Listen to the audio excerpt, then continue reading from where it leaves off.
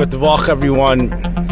We are holding about 30 hours post a major lake effect snow event that took place here in the Chicago area. Now, the largest lake effect snow that's ever happened here in Chicago, a number of years ago, the record used to say 5.8 inches. We did not come close to that yesterday, believe it or not. The official reporting station showed total snowfall at 3.3 inches. But if you look at some of these other places, Willamette, 10 inches of snow. This comes from the Tribune. Skokie and Evanston, 9 inches of snow. Lincoln Square, 6 inches. Highland Park, 5 inches of snow. That's some of the information that I have over here. We have the Great Lakes right now at 23.6% ice coverage. That's the largest amount since 2019 when we had 28.9% coverage. Major snowstorm is headed is on the East Coast now. 5 to 10 inches expected in New York City if it hasn't fallen already. Boston 18 to 24 inches. Portland, Maine 12 to 17. Philadelphia 5 to 11. Long Island up to 16, Atlantic City, New Jersey, 10 to 18 inches. This all comes from the Tribune.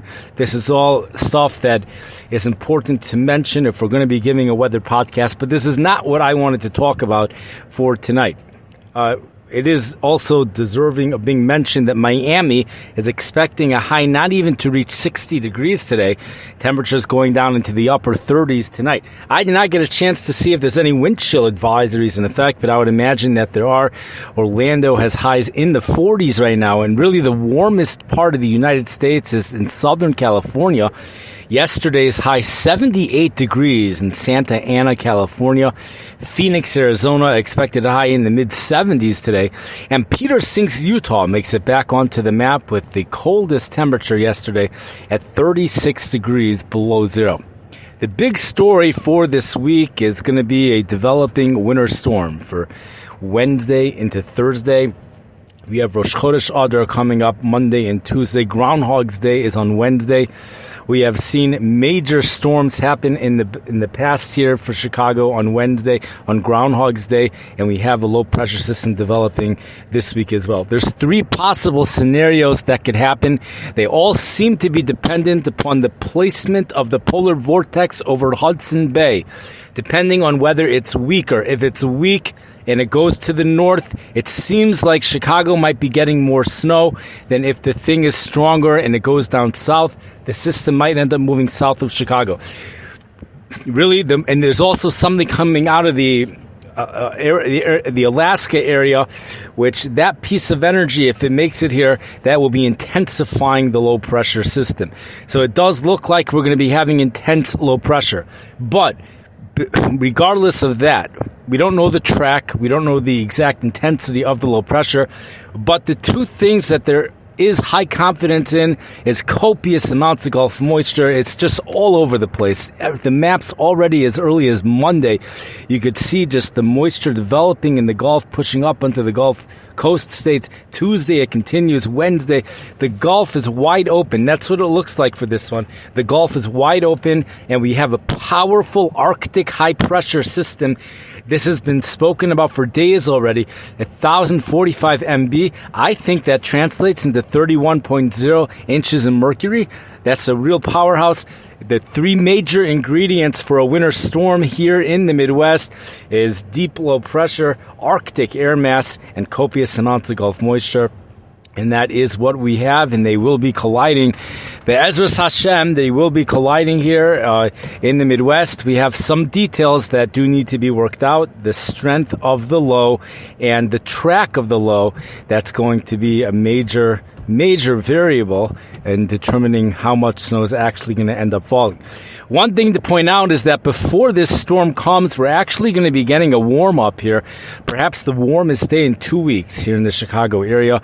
We might have temperatures going into the 40s. That's in response to a warm front that's associated with a storm system centered in North Dakota, maybe even southern Canada. But that's going to be quick to end, and we're going to have to, there's not much right now that could be said, really, in regards to the Wednesday to Thursday.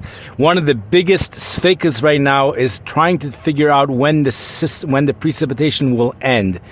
Will it end Thursday? Will it not end Thursday? That's a big thing. And I think the initial precipitation will be in the form of overrunning over a warm front, and then we'll have to see what happens in between that. We have Tom Skilling, which is forecasting strong winds from the beginning to the end of this event with significant snowfall accumulations. That's the big story. All winter weather enthusiasts. This is a big bracha here.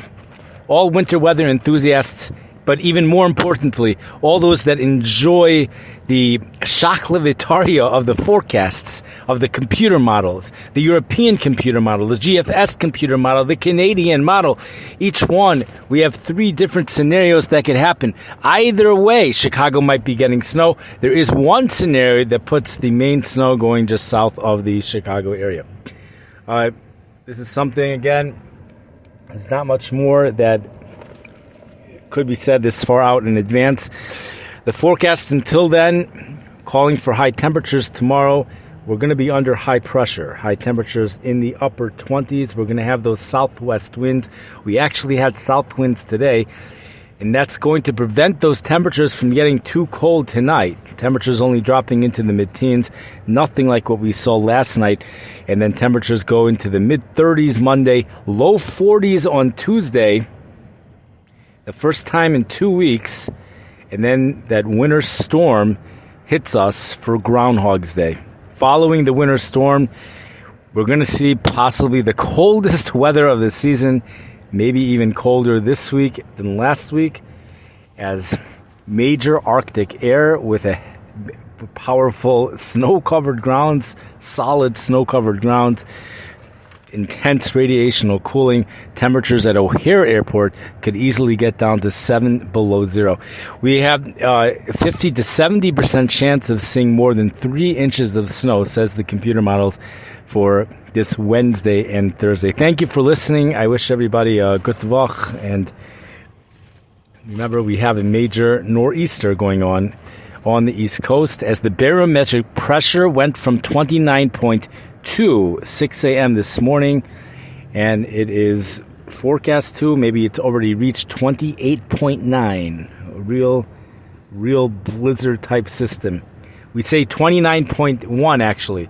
29.2, whenever the barometric pressure is 29.2, you could expect more than a foot of snow, generally speaking, on the East Coast.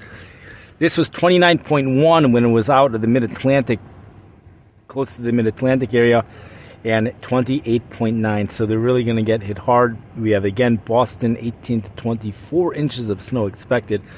That is a reflection of that 28.9. I wish everybody a wonderful night. Have a good Nacht. Have a wonderful week. I hope to have updates on this later in the week as the storm gets closer, especially if the forecasts continue to indicate that the system will be hitting Chicago and will continue to be a significant system. I will try to make time to have an update. Thank you for listening. We're going to put on a nice little Geschmacke song.